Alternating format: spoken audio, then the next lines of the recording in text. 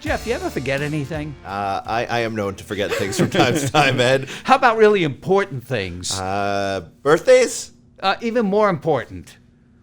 Doctor's appointments? Even more important. All right, I got what's more important than a birthday or a doctor's appointment? We're on the great retirement debate. What's the most important thing? Getting that money out because you're forced to. They're called RMDs, required minimum distributions. I have not forgotten a required minimum distribution yet, Ed, because I have not been subject to a required minimum distribution But yet. people do. And the theme here for today, what do you do? Should they be fixed? All right, so if we're going to dive into required minimum distributions and should they be fixed, we've at least got to start with a quick overview of those rules, right? So from a required minimum distribution standpoint, the rules you'd think would be pretty straightforward, but we've actually changed the age in which they start several times over the last few years, thanks to the original Secure Act, thanks to Secure Act 2.0. We started at 70 and a half not too long ago. Then we went to 72. Now we're at 73. In a few years from now, we'll go to 75. Who knows? By then, maybe they'll have Secure Act 7.0, 8.0, and we'll be changing even again. But those are the starting ages for individuals who need to take RMDs. Today, as we sit here, 73 years old, unless you happen to have like a 401k and you're still working and you meet certain requirements. But for the overwhelming majority of people, age 73 is when required minimum distributions have to start. But to your point, sometimes people are a little forgetful. Maybe they for the right reasons. You're talking about an older population, including me. I'm not there yet, but I understand it's a whole change in the mindset. They've been accumulating, saving, contributing, and all of a sudden the shift is they're climbing down Mount Everest now, and it's a whole different psyche. And they say, "Well, I know I have to do something," and it does sound easy to lots of people. That's age 73, and then they look at the table, or they forget, or they have a bunch of accounts and things happen. There's an illness, a death in the family. They're just confused. They get bad advice from a financial institution. You know, we always joke in our programs that financial institutions are supposed to give you your RMD amount, but they're not required to give you the correct amount. That's right. I say the same thing. That's right. They're required to calculate it, just not correctly. Yeah, it's pretty wild. I mean, all the different ways you can mess up a required minimum distribution. I always say there are four things, right? You've got to take the right account balance, use the right account balance. You have to use the right factor. You have to take it from the right account, and you got to do it at the right time. And if you don't do any one of those four things right, you could be subject to an RMD shortfall penalty, right? And that's per account. If you're talking about IRAs, lots of people have more than one. Sure. And they forget about them, or they may have an IRA and a 401k, and maybe they have requirements from both. It can get confusing. And the problem is the penalties are severe, some of the biggest penalties in the tax code. That's been changed. All right, so let's talk about that. Let's unpack that, because not too long ago, the penalty for missing a required minimum distribution was 50%. Let me just stop you. 50, in case you didn't hear. 50. It sounds unheard of. A 50% penalty on the amount you should have withdrawn but didn't. That's right. So today we've got a little bit of change, right? In that penalty, thanks to Secure Act 2.0.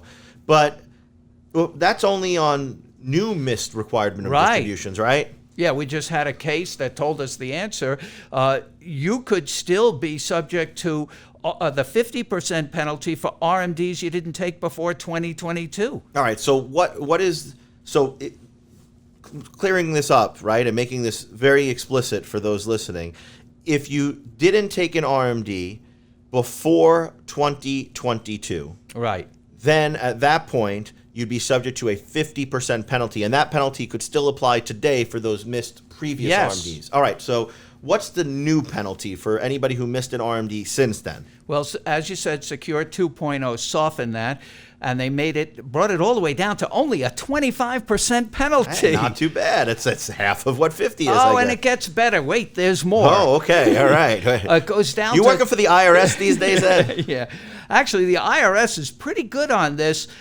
We'll see. We don't know yet. Let me just finish. It went down to 25% and then to 10% under the same law if you make up the misdistribution and pay the penalty within 2 years. So it can go as low as 10%. So here's the thing about the IRS.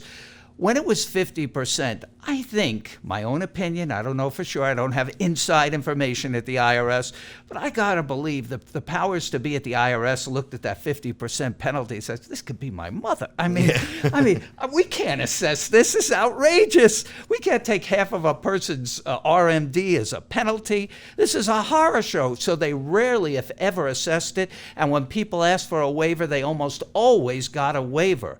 I never saw a waiver denied, except in one rare case. Oh, I was going to say the same thing. I've seen one. Maybe it's the same one. It's the same one where the people didn't know the laws, or their advisors didn't. They asked IRS to assess the penalty for various reasons because they didn't understand the stretch IRA and thought they would lose one benefit. So they volunteered and asked IRS in a private letter, can we pay the penalty? And the IRS said, yeah, be my guest if you really want to. I saw one. I've probably, over the years, I don't know, like you, Ed, I've probably worked with, thousands of people who have applied for relief, amazingly. But I've seen one person where the IRS denied it, and it was where the person had done a whole bunch of other really shady stuff on their tax return. I think the IRS was like, we're not so keen to give you a break. Yeah. But other than that, I mean, any excuse, they were, the dog ate my RMD, and it was like, it was okay. Yeah, they didn't want to assess it. So now we have this 25% or 10%. So I'm wondering, and we don't know yet, how generous IRS will continue to be now that the penalty is only 10%. I might be cynical, but I'd rather pay 50% of nothing than 10% of something. Yeah, it's a really fair question to ask. Will they continue to be as benevolent as they that's were a better word, before these changes will occur? And who knows? Maybe they will, maybe they won't. But to your point, right, we've got this new regime where if you make a mistake, right, there are really two ways to potentially fix it. One is you pay it and then take out the money and then pay the penalty. The 10%. The 10%. If you catch it within what they call 2 years, correction window, right? Yeah. The technical name, which for most people is about 2 years. Yep. And then the other way would be to try and apply for relief. But there's a third way that some people consider from time to time, Ed. Well, let's go to the second way first. Okay. To file for relief, where you don't have to pay any penalty, not 25, not 10, but 0. You file with your tax return form 5329 and request a waiver. And that's the one that you were just talking about, where IRS would almost always waive it for a legitimate good faith reason, like some of the ones I mentioned. So now you can go and they would waive it, and then you're free. And that could be filed every year, even for back years. All right, there's a third way, right? And the third way, and I'm not suggesting that this is the right way. To get a full waiver. Well, just the third way people might deal with it. All right. I don't want to go there, but say what you're going to say. Well, we have How to, are they going right? to know? How are they going to know? I'll give you my standard answer. I know. I got to ask the guy next to me. Yeah. No, that's how because when advisors ask us this, as you know in seminars, well, how are they going to know? And I always give the same answer. I don't know how they're going to know. Ask the guy in the cell next to you. Yes. Well, I will ask him. And hopefully it'll be you. So we can continue recording these podcasts, Yeah. That's it. From our jail cell. But I do have, in fairness, I've had clients over the years, so many years back, shouldn't we let sleeping dogs lie? Well, that's where I was going to go with this, right? At some point you realize, I missed 2 or 3 years, or I forgot about this one account. Should people really go back and still fix it at that point? Well, there are two schools of thought. It brings up the topic of statute of limitations. So this is a thorny topic because technically there was no statute of limitations before Secure 2.0 came in. So just to clarify, when we say statute of limitations, basically how far back the IRS can go and assess a penalty. Right. Right? If you say a statute of limitations is 5 years, unless there's fraud, which we're not looking at here. No, that's not what we're talking about, outright willful neglect or fraud. No, we're talking about for mistakes. Good faith reasons. Yep. Then usually, in most things when it comes to the tax code, you've got a 3-year period. You've got there's a 6-year period for certain other things. But it means if IRS doesn't figure it out in that time, you're generally probably okay. Yes. But here's the thing. Most people, even tax pros, don't understand how the statute works for RMDs. They understand the statute for your regular tax return, your 1040, 3 years. If you file it, you figure you're good. But if you didn't know you missed an RMD, an IRA RMD, you wouldn't even know to file for a waiver, and you wouldn't know to file Form 5329. And due to court cases from years ago, IRS has won this case saying that if you don't file Form 5329, the statute never begins to run because we consider that, or the courts consider it, a separate tax return.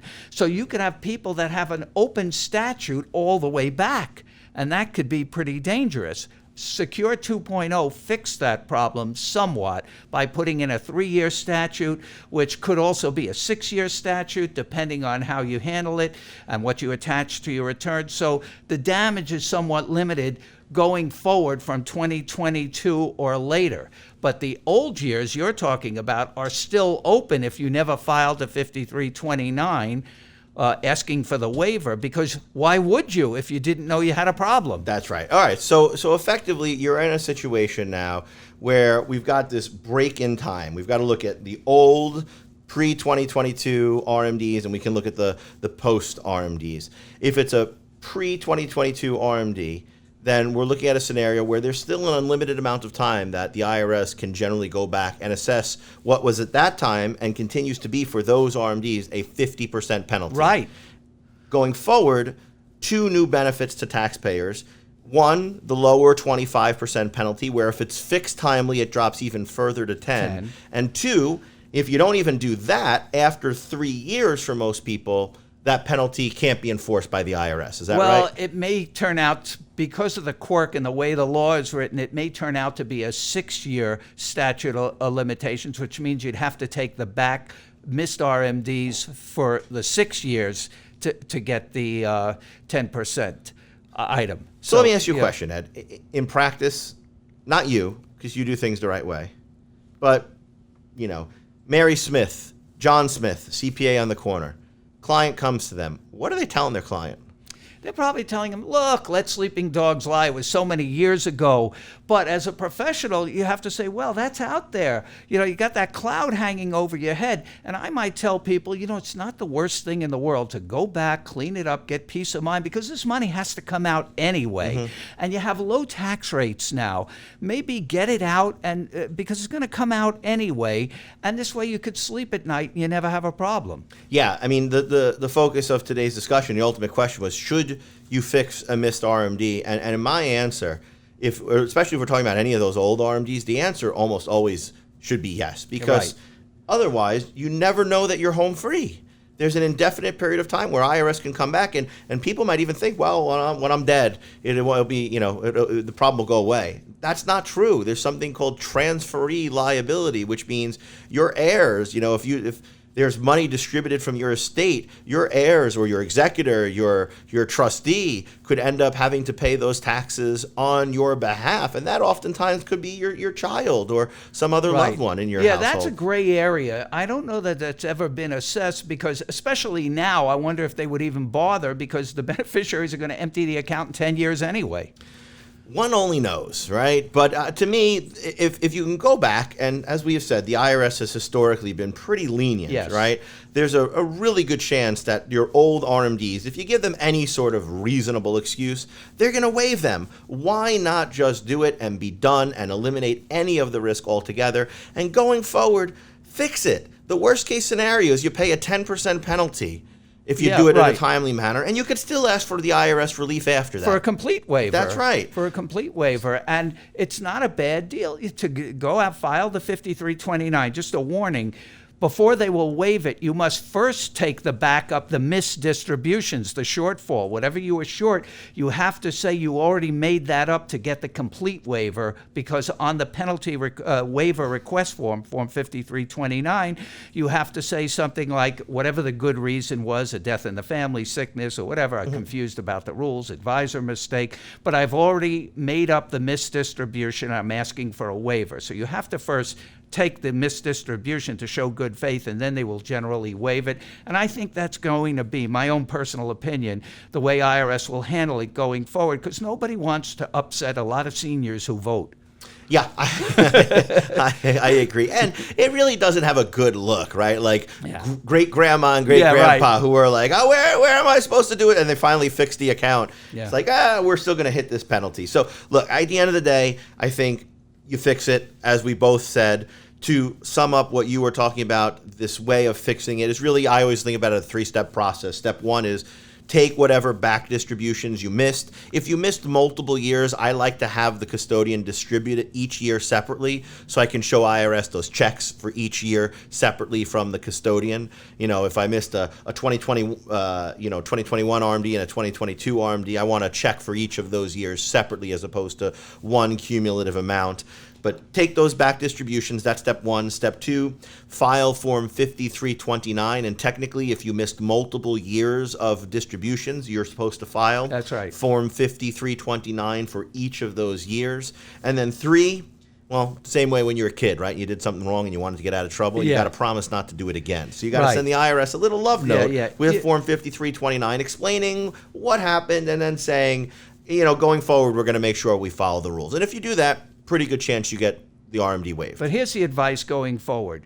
Be more diligent or get professional help to make sure you have your full list of accounts so you know where the RMDs are in each account. And for IRAs, you could take it from anyone. But be more careful, even if the financial institution gives you a number. Make sure they may only have one of your accounts. So make sure this may be an area you want to work with a professional or your accountant to make sure you at least made an attempt to get the right answer and take the right amount of the distribution. Yeah, I'll never forget years ago, Ed, there was that IRS report from the Treasury Inspector General on Tax Administration, shortened TIGTA. TIGTA, yeah, exactly. And it's basically like, yeah, nobody follows any of the rules. That was pretty much what the report said. It's like everybody has an RMD mistake. And look, naturally, retirement accounts are tax favored. So the mistakes are typically on the order of people put too much money in and people take too little out, which is not surprising given, again, that these are tax preferenced accounts. But, Ed, We've given everything we can. We've put everything into this episode. Well, there's a lot of changes. The age changes, the penalty changes, the statute of limitation changes. It's a lot for a senior. Starting at 73. You may need professional help. Well, hopefully our listeners have taken that out. Not required, but we hope they have. So with that, Ed, always a good time chatting with you about these topics. Thanks so much for another fun debate. All right, RMDs, don't forget them. That's right. We'll see you next time on the Great Retirement Debate.